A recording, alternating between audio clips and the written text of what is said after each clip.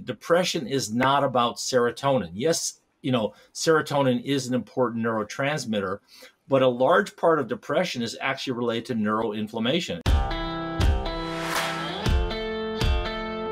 Welcome to Doctor's Pharmacy. I'm Dr. Mark Hyman, and that's Pharmacy with an F, a place for conversations that matter. And if you care about your brain, you better listen up, because we're going to talk about the brain on fire today, which is the cause of so many mood disorders, neurodegenerative disorders like Parkinson's and Alzheimer's, even things like autism and ADD. And we're going to learn about how the brain gets on fire, why it gets on fire, and what you can do about it from a functional medicine perspective, because we are not succeeding with these conditions in traditional medicine very well. And we're going to hear about why on this special episode of House Call from the Doctor's Pharmacy with Todd LePine. Again, one of my great docs from the Ultra Wellness Center. We've been working together for, almost 30 years now.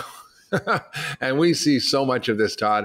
Todd is a graduate from Dartmouth. He's an incredible physician. He's a lecturer and teacher all over the world in the field of functional medicine. And he is just one of the smartest dudes I know in this space. So welcome, Todd. Well, thanks, Mark. I'm excited to be talking this afternoon. Okay, so we're going to talk about the brain. And what's really been striking to me over the last few decades, and I think first heard this, from Dr. Perlmutter, who's a neurologist, which is that most brain diseases are diseases of brain inflammation. But when the brain is inflamed, it doesn't hurt like your joints or, a sore throat. It creates all these other cognitive problems, whether it's depression, anxiety, autism, ADD, Alzheimer's, Parkinson's. These are all inflammatory diseases of the brain. So talk about how we think about the brain and how traditional medicine thinks about the brain in terms of how we approach the issue of inflammation. Well, you can even go back to our training, Mark, because, when I can remember when we were learning about the brain, it was all about learning about the neurons and the neural synapse. And, the neural synapse are the two nerves talk to each other, and there's millions of them. And it was all about understanding that and the neurotransmitters, epinephrine and serotonin and dopamine. But what we're learning more is that the brain actually is not so much about the neuron, but it's about what I call the dark matter of the brain. Now, in physics, we know about dark matter. Most of the universe is actually dark matter. We can't really see it, and it's not there. And regular conventional medicine entirely misses the dark matter of the brain, which is really related to the glial cells. And this is really important. A lot of people have probably never heard of glial cells. Glial cells actually come from the Latin term meaning glue. So it's the cells that hold the brain together. Only about 10% of the brain are composed of neurons, and about 90% of the other cells in the brain are the glial cells. And the very important part of the brain that's related to neuroinflammation are what are called the microglial cells. And a lot of doctors probably forgot about this. They learned it in medical school and promptly forgot about it. But the microglial cells are the immune system part of the brain. And this is the part of the brain that gets activated under exposure to a bacteria, a fungi, a virus, or some type of pathogenic organism, or some type of foreign molecule. And when the brain gets activated via the microglial system, that causes neuroinflammation. And neuroinflammation is incredibly important. I mean, a lot of the things that we see in our day-to-day practice, you mentioned it, depression. Depression is not about serotonin. Yes, serotonin is an important neurotransmitter, but a large part of depression is actually related to neuroinflammation. In fact, studies have shown that people who have depression have a higher risk for dementia. So it's not just about a serotonin deficiency. And it's just like cholesterol is not, that's not the big thing about heart disease. Heart disease is about inflammation. Neuroinflammation is about inflammation. It's not just about these single molecules like cholesterol and serotonin. So it's really important to look at the whole big picture and how that relates to conditions that we see all the time. Things like Alzheimer's disease, things like ALS, things like multiple sclerosis, things like even schizophrenia. And actually, I'll talk about some interesting vignettes about how schizophrenia is actually tied in with the neuroinflammation in the immune system. It's really quite fascinating stuff. And then there's the other thing, I don't see children, but pandas. I'm sure you have probably cases of patients who've Yes. had pandas, which is the Mm. pediatric autoimmune neuropsychiatric disorders related to strep infections.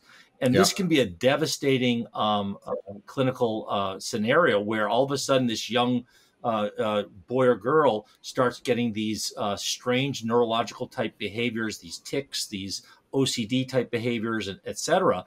And these things are driven by neuroinflammation. The original description was that it was due to a strep infection. And, you know, mothers and fathers know about that because when their kid gets a sore throat, they take them to the doctor, make sure they don't get a strep infection.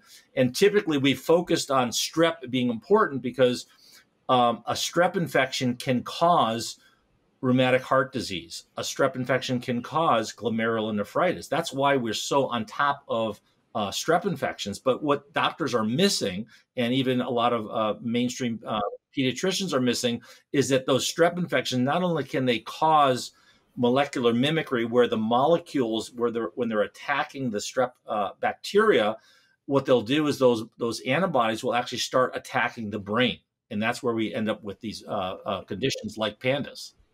Yeah, it's just so remarkable, the research on the brain in the last decade and how it's revealed that all the conditions that we thought were maybe psychiatric are maybe more biological in the sense that they're disorders of brain immune function. And you mentioned the glial cells, which is the brain's immune system that cleans things up. But there's so many things that screw it up, and including a lack of sleep, which is a big one. That's when it's really active. But I know I've seen in my practice that focusing on brain inflammation has led to the most miraculous cures for all sorts of, quote, incurable conditions. And it's not often easy to find what the cause is. I had a patient the other day who had tics since he was a little boy.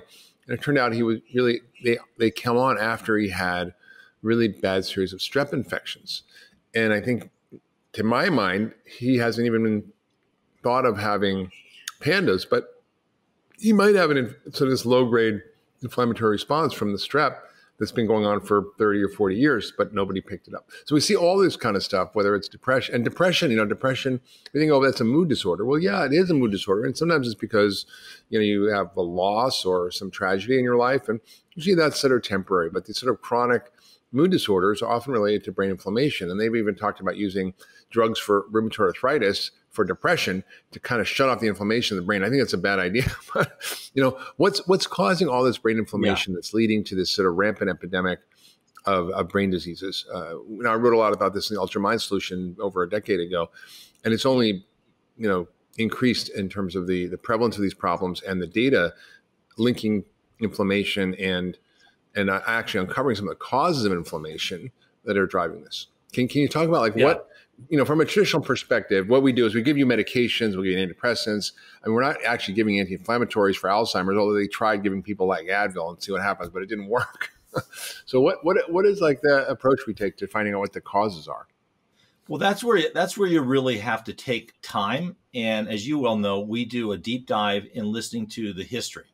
And I think that's one of the things that probably distinguishes us when we do functional medicine is we have the time and we take the time to actually listen to the patient's story. And there's a saying in medicine, if you listen long enough, the patient will tell you what the problem is, but you have to allow the patient to talk and you have to be able to listen and piece together the puzzle. So it's really about mapping out the timeline of when did the patient's symptoms start? How old were they? What was happening around that time? Did they get a vaccination? Did they take an antibiotic? Were they bitten by a tick? Were they exposed to some kind of a toxin? Did they have dental work? I mean, there's all different kinds of things that can trigger inflammation. And that's where you really have to play medical detective. And, sometimes you're going to find it on the first time. Sometimes you're not. It might take you, a lot of uncovering, lifting up stones, leaving no stone unturned.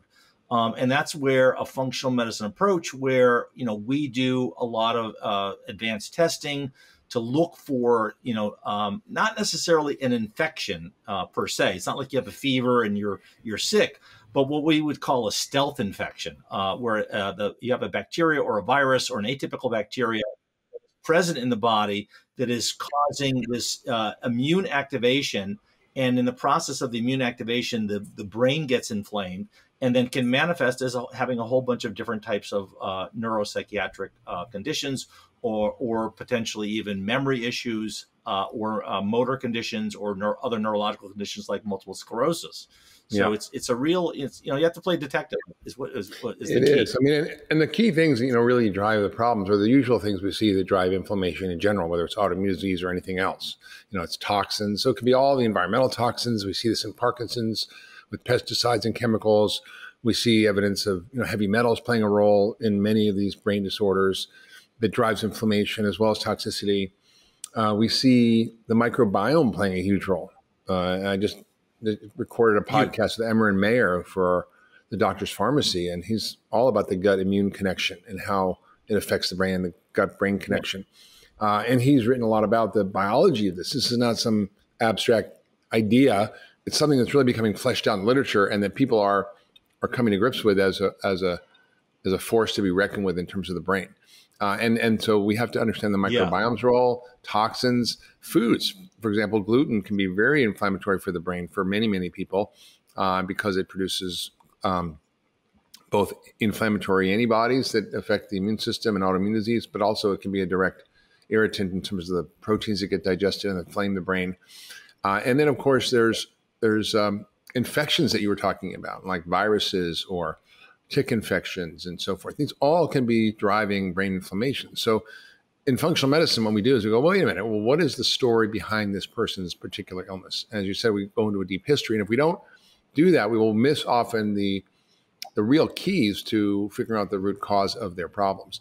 And that's really what's so beautiful about functional medicine is we have a set of tools and a set of therapies that help allow us to, one, identify the causes, and two, to actually treat them directly.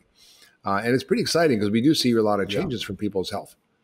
Absolutely. And you were talking about, the connection with the gut, and there's really some fascinating stuff. When I was in training, we talked about Parkinson's, and Parkinson's is the old person's disease. As you get older, you slow down. And part of that slowing down is Parkinson-like features. But what we're finding out is that Parkinson's is a spectrum illness. And there is a big connection between patients who have Parkinson's and gut disruptions, leaky gut dysbiosis with actually both bacteria and yeast. And there's a fascinating literature on the microbiome and the metabolites of the microbiome. And there's a woman whose husband has Parkinson's. And believe it or not, she actually diagnosed his Parkinson's by how he smelled, which is to say that when you eat certain food, the bacteria and the yeast actually do a metabolism of those foods and will produce these chemicals, which are what we call the metabolome or the gut micrometabolome. And those metabolites in some people can affect the brain. And so in essence, you can sort of sniff out Parkinson's. And she actually did that. She actually could, she sensed that there was something going on with him, and then had him examined, and he was then diagnosed with Parkinson's. And in fact, they're actually training dogs to sniff out Parkinson's. Dogs can tell you if you're going to have a seizure, or if you have a low blood sugar, or if you have Parkinson's or cancer. It's pretty fascinating. I prescribe dogs all the time. It's one of my on my prescription pad. Absolutely, yeah. It's interesting. The body knows, and I think maybe we can just sort of share as a way of illustrating the power of addressing inflammation on the brain with some cases. I have a bunch of cases from autism and Alzheimer's, but it'd be good to get sort of a sense from your experience. What are the things that show up, and how did you treat it, and what happened? Well, I've had a whole variety of cases. In fact, a couple of cases that we've had at the clinic where we had some patients who presented to psychiatric hospitals. And when it came out, when somebody has psychosis or a breakdown, if you will, they call that a psychotic break or a manic break, or whatever you want to call that. And we've had a couple of recent cases where the patient's underlying trigger was Lyme disease, which is a spirochetal brain condition.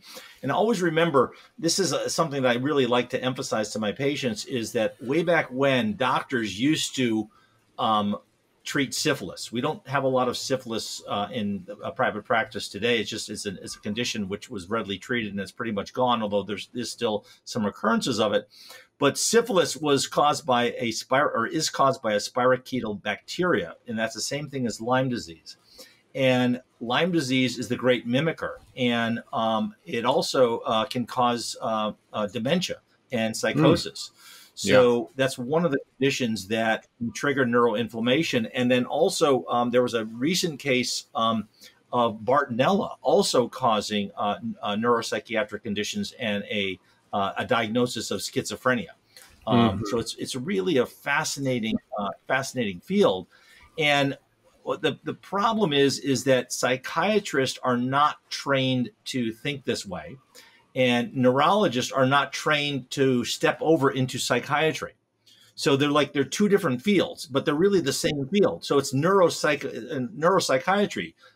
This is an area that is actually really, quite fascinating to me. And people always ask me, what kind of doctor are you? And I have my own description. Yeah, how do you answer that question? Yeah, I'm a psychoneuroimmunoendogutologist, and basically looking at the whole connection between the brain, the gut, the immune system, and all of the body, when it's all sort of interconnected. And it's really, really fascinating, and you can really help these people who are having significant conditions. So what happened? You said this patient with schizophrenia, right? And you found the tick infections. What happened then? We're able to get their symptoms down by treating the underlying cause, which is the underlying spirochetal infection. I also had another patient who had mycoplasma infection, and it's actually known in the literature. Mycoplasma is an atypical bacteria, and it's another infection which can cause the brain to be on fire. So it's a really fascinating thing. And one of the tests that you can do that can check for this, it's not a common test. And I don't know if you've done this, Mark, is the Nmda receptor antibody testing. This is looking at the parts of the brain that are stimulatory. And this is something that any doctor who has a patient who has gone, quote unquote, crazy or had a psychotic break, they should have an Nmda receptor antibody test. Because if you have this, it tells you that there is some type of neuroinflammation that's driving their symptoms. Yeah, it's quite incredible. So I've had patients who are schizophrenia before or bipolar disease. And, you think these problems are just so intractable and so difficult to treat. And they can be. But, in fact, the whole field of functional medicine came out of the field of psychiatry with Abraham Hoffer's discovery that you could treat schizophrenia using nutrients and helping to improve the biochemistry of the brain. And then Linus Pauling wrote his seminal paper, Orthomolecular Psychiatry in Science Magazine in 1969, which talked about the perspective of how do you straighten molecules. In other words, how do you correct the imbalances or dysfunctions in your biochemistry? That's called orthomolecular, which means to straighten. And that has really led to the whole field of functional medicine. And we then sort of expand on that with our understanding of the role of inflammation in the brain. And many schizophrenic patients have high levels of, for example, gluten antibodies. About 20% of schizophrenics have anti-gliadin antibodies in their bloodstream. When you take the gluten away, they do better. That causes brain inflammation. And when you do autopsy studies on people with Alzheimer's or autism or schizophrenia or depression, you find that their brains are inflamed. So, when you start to think about that, it's like, wait a minute, we are treating this completely incorrectly. And this is what was classical of traditional medicine. You treat the symptoms, not the cause. And functional medicine is really about the cause and why, not just what disease you have, but why do you have it. And in the case of these brain disorders, it's often not obvious. And the problem may be far away from the brain. It might be in the gut, or it might be in your diet, or it might be a toxin, or it might be an infection, or it might be mold, and it might be all sorts of things that we are kind of missing the boat on. And so we have this potential to sort of rethink our whole approach to brain science. That's what's so exciting when we see the work of guys like Dale Bredesen or others, and nutritional psychiatrists like those at Harvard and metabolic psychiatrists at Stanford. They're doing work in this field, understanding the connection between the brain and some of these systemic processes. Yeah, absolutely. And when you take a schizophrenic and you look at them with a PET scan, the positive emission tomography, what you'll see is their brain lights up. And that's because their microglia, which is their immune cells in the brain, are literally on fire. And unless you actually treat that, a schizophrenic is at high risk for developing dementia down the road because their fire is not being put out. And this, Mark, is, I'm going to mention this because I actually do, I've done some lectures for American Academy of Anti-Aging Medicine on neuroinflammation.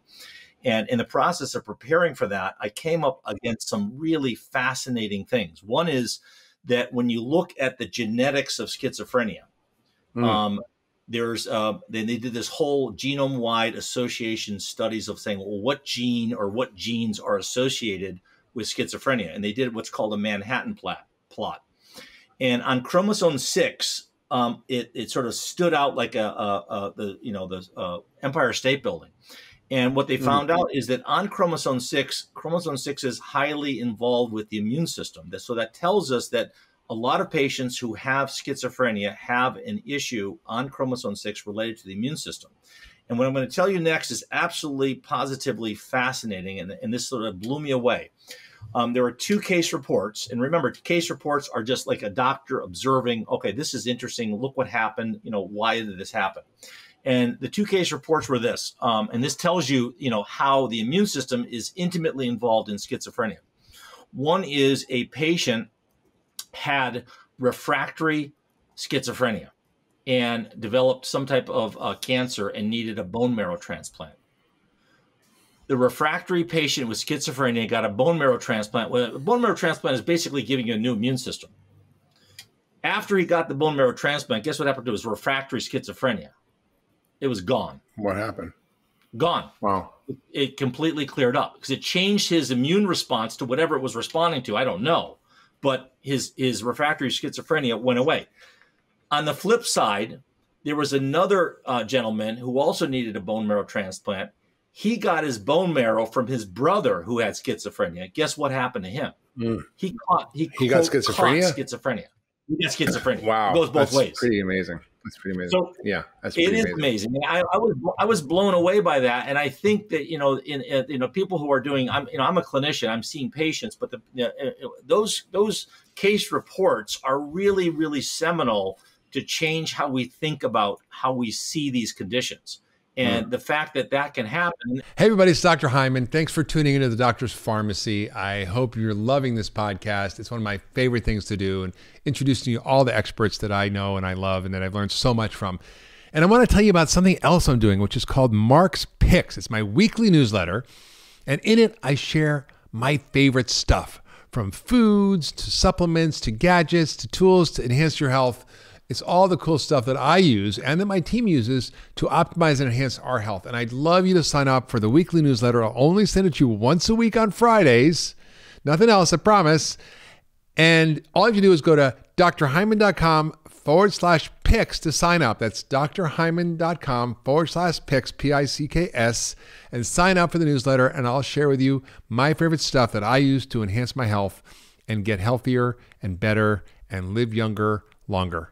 Now back to this week's episode. I also found it fascinating that, we talk about the gut microbiome and how that's so important related to the immune system, is that when you do stool transplants, you can literally transplant or infect a person and make them skinny, or you can transplant stool and make them fat.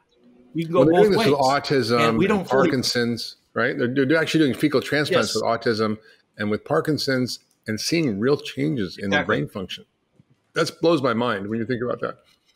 It does blow my mind. And the thing about this is we are still in the nascent period of really understanding this, because it's not like, you take this one chemical or you take this one probiotic and everything's fixed. It's a very, very complex array. And, we have hundreds of different microbes and bacteria and viruses in the gut. So it's going to take us a while to figure this all out.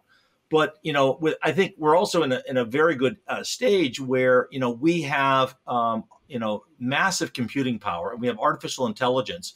And I think that we're going to probably approach these areas of understanding neuroinflammation and really difficult to treat conditions like ALS, like schizophrenia, like Parkinson's and such. And we're going to be able to biohack them and Alzheimer's. You're right, Alzheimer's. Now that's another thing. Now this is you're bringing up one of my favorite things.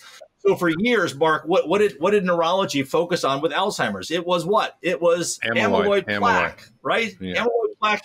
All you got to do is get rid of the amyloid, and you get rid of Alzheimer's. That's right. So that didn't work out. You get rid of cholesterol and you get rid of heart disease. Right. Yeah. So guess what? The plaque, the beta amyloid plaque that was found in the brain. Guess what that actually is? That's an antimicrobial peptide. The brain is producing beta amyloid in response to some type of organism, be it a virus, a bacteria, or a fungus. So when we see that, those are the footprints of a organism that the body is trying to attack. Yeah. Absolutely. And I think, we actually probably should have Rudy Tanzi on the podcast. He's a scientist at Harvard who specializes in Alzheimer's. And he has discovered the microbiome of the brain. So literally there are viruses, yeast, bacteria in the brain, which we thought was sterile, that may be triggering this cascade of inflammation. And then the question is, where does this come from? And it seems like a lot of it may come from the gut, which is crazy. How does it get from your gut to your brain? But it does, and it triggers this sort of neuroinflammation that's driving things like Alzheimer's. I think we often get stuck on one thing, though, right? In medicine, we stuck on it's this or it's that. And I think the important thing people remember is whatever your diagnosis is, it doesn't immediately tell you what the cause is. So you could have 10 people with Alzheimer's, they could have 10 different causes. And in one person, you could have 3 or 4 or 5 different causes, right? And I just remember one patient I had who was 7 years old, really pretty significant, Alzheimer's, not bedridden at this point, but pretty non-functional, also depression, and was struggling really badly. He was former CEO of his company, a family-run business, couldn't function anymore. His behavior was changing. His kids, grandkids, family didn't want to hang out with him anymore because he was acting inappropriate. And turned out he had so many things going on. I mean, the biggest thing he had was high mercury, which he lived in Pittsburgh and had exposed to all the steel plants. And they used coal ash for fertilizing land, and they put it on the streets in the winter instead of sort of salt for the icy roads. And he also had a mouthful of fillings. And he also had a terrible history of irritable bowel for 30 years and was on stelazine, which is just like an antipsychotic. So it's like a relaxant for your gut, which is terrible. But he had terrible gut issues and bacterial overgrowth and leaky gut and gluten sensitivity. And he also had insulin resistance. He had prediabetes. So essentially he had all these problems, heavy metals, microbiome issues, and he had insulin resistance or prediabetes, which we know drives inflammation in the brain. They're calling Alzheimer's, often type 3 diabetes. And he had all these other biochemical issues genetically, like methylation problems, and which are the B vitamins that were also driving inflammation in his brain because he wasn't able to produce antioxidants and glutathione. And when we started to address all these things, we got the mercury out, we fixed his gut, we cleaned up his diet, we got rid of the sugar and starch, we optimized his B vitamins. He literally came back from the dead like Rip Van Winkle and was able to function, go back to work, be a functioning member of his family again. This is someone who would have just been said, okay, you have Alzheimer's and you are going to be in a nursing home, and that's the end of that. And it was pretty miraculous to see that. It sort of woke me up to how, by really being diligent with these patients, you can really help them either completely recover or dramatically recover. And I've seen, the spectrum from, in the tough cases of autism, Alzheimer's, it depends how much they've got going on, how far down the road they are, but you see amazing stuff. But things like depression, bipolar disease, mood disorders, it's often remarkable how quickly the brain responds, ADD, and it's something that we just, unfortunately are not thinking about that well in traditional medicine. And that's really why we do what we do at the Ultra Wellness Center.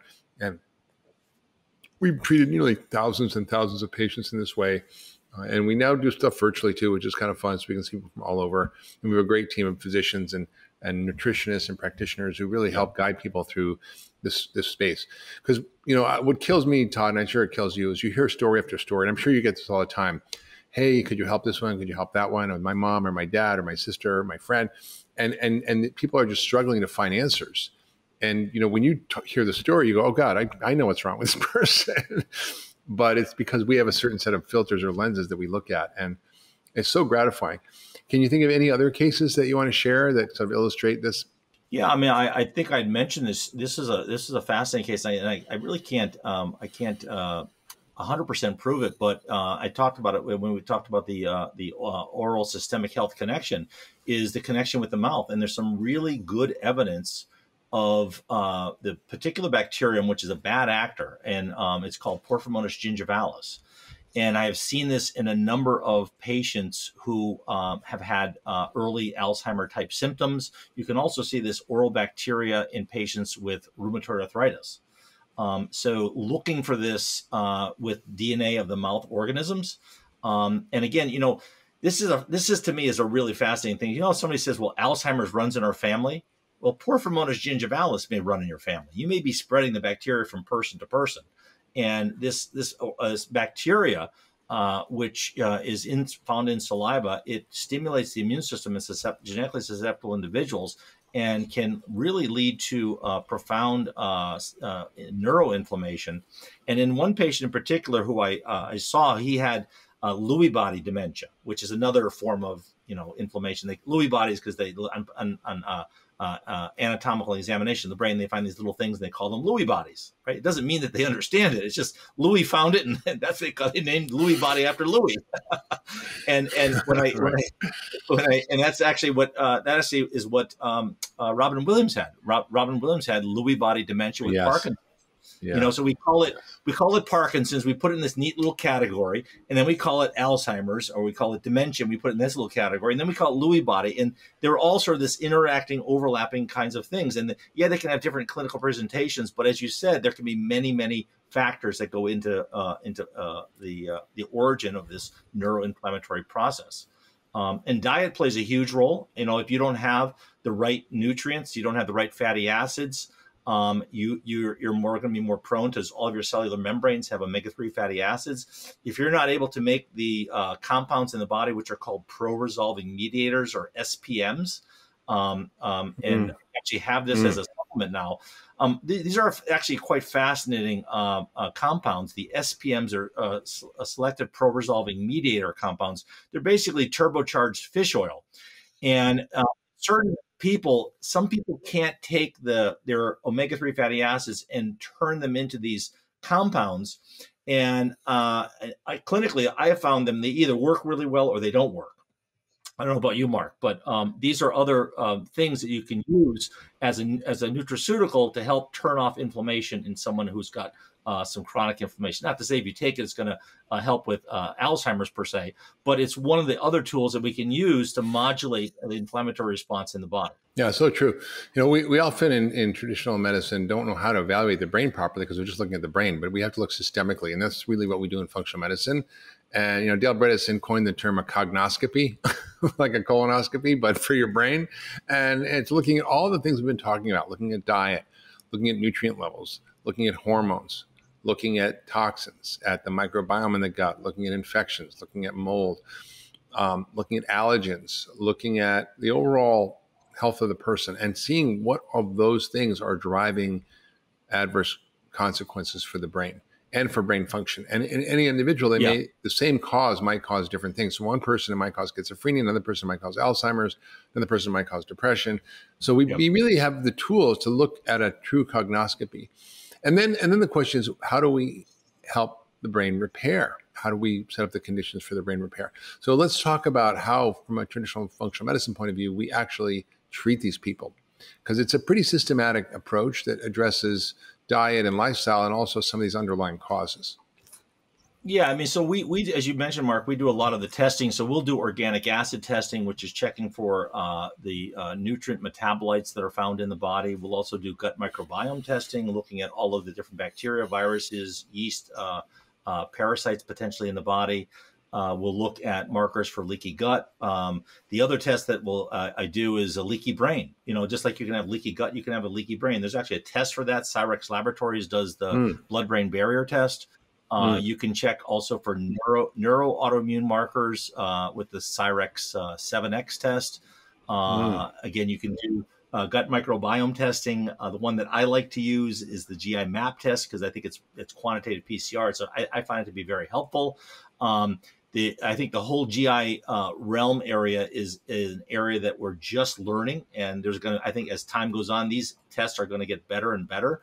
but I find that to be very, very helpful to distinguish what's going on inside the person that I have. The other thing, which I think is also really, really critical, Mark, is sleep. And this is something that I really emphasize to people, is that when our bodies sleep, our brains take out the garbage. Okay. And I'll guarantee you, when you have a patient who's got a neurodegenerative condition, one of the first things that you'll see is disruptions of their sleep. And what happens is during the day, our brain only comprises 2% of our body weight, but it uses 20% of our body's energy, which means that there's a lot of metabolic activity. And what happens throughout the day is we get metabolic waste products that build up in the brain, and our brain flushes them out during deep delta sleep. If we don't get that deep sleep, we can't flush the brain and take the garbage out in the brain, and those toxins build up. Those things that metabolic byproducts, misfolded proteins, inflammatory molecules, amyloid, etc., build up in the brain and can affect how the person's cognition is, their memory, their mood, etc. It's amazing. Yeah, I think, the diet is such a huge role, too, in the brain. I mean, we see that the diet we're eating is a highly inflammatory diet in this country of processed foods, inflammation that are driven by sugar and starch, excess refined oils, all the lack of things that are anti-inflammatory, the whole foods with all the phytochemicals in them and the nutrient-dense foods. So we're eating a diet that's super inflammatory. So this is the first thing. And often dairy and gluten are among the worst. And then we focus on how do we get the right nutrients, because if you're low in certain nutrients, whether it's the antioxidant nutrients or the B vitamins, your body needs these nutrients to regulate your immune system to function, whether it's zinc or vitamin A or selenium or vitamin D, vitamin C. All these are really necessary for proper regulation of immune function. So getting adequate levels of these is key. Also, we really get people on an elimination diet if we suspect or we test that they have sensitivity to certain foods. We treat the underlying infections if we find them directly with antibiotics if we need to, or antivirals, or sometimes we'll use herbal therapies or things like ozone and other approaches to deal with infections. We'll fix the gut. Often that's a big issue. So we have a whole functional medicine approach to fixing the gut. We've talked about a lot on this podcast. And then we'll address whatever toxins that are there and help you eliminate the toxins through a really focused detoxification program. And so building on the framework of functional medicine, we can identify in each individual which of these things are the problem, and then we can start to map the right treatments for that person. And it's so gratifying when you see this and people's lifelong depression gets better. I mean, there was a woman who was severely depressed, who was in and out of psychiatric hospitals on lots of medications. Her marriage was falling apart. She wasn't able to really work at work anymore. She's about to get fired from her job, very overweight, diet, obviously high in sugar, starch, and processed foods. And she did the Daniel Plan, which is a faith-based wellness program, but it's based on a whole foods, anti-inflammatory, vegan-ish diet, essentially. And she said at the 6-week reunion, she's like, Dr. Hyman, after 3 days of changing my diet, my depression went away. And I've been on piles of medications, in and out of hospitals, admitted for severe depression to hospitals many times in my life, and it's just gone. And I'm like, she goes, is that possible? I'm like, yeah, it's possible. If whatever you're eating was triggering the inflammation in your brain and you stopped it, yes. So it's really is sort of untapped reservoir of tools and tests and therapies that traditional medicine, psychiatry, neurology are just not using, and is really where the money is. Well, and you bring up a really good point, Mark, because I often ask my patients who are seeing a psychiatrist, and I'm not going to bash psychiatrists, but I think the profession of psychiatry is in the dark ages. I can't remember the last time a psychiatrist that I've seen has done a blood test or examined the patient. And I think that a lot of psychiatrists would actually do a good job if they actually took a side course in neurology to really understand how the brain is working. So if you're a psychiatrist and you're seeing a patient and you are not utilizing a good nutritionist, preferably a functional medicine nutritionist, if you're not doing some blood testing and you're not actually examining your patient, you may be doing more harm than good. And it's not. And my other pet peeve about the psychiatric world is that we are now medicating young children in ways that are unexplored. We're doing polypharmacy in the young, polypharmacy in the old with these neuropsych drugs. They're advertised on television. And it is a complete, if you will, show. Excuse my French. It is awful. It's a terrible thing in this country.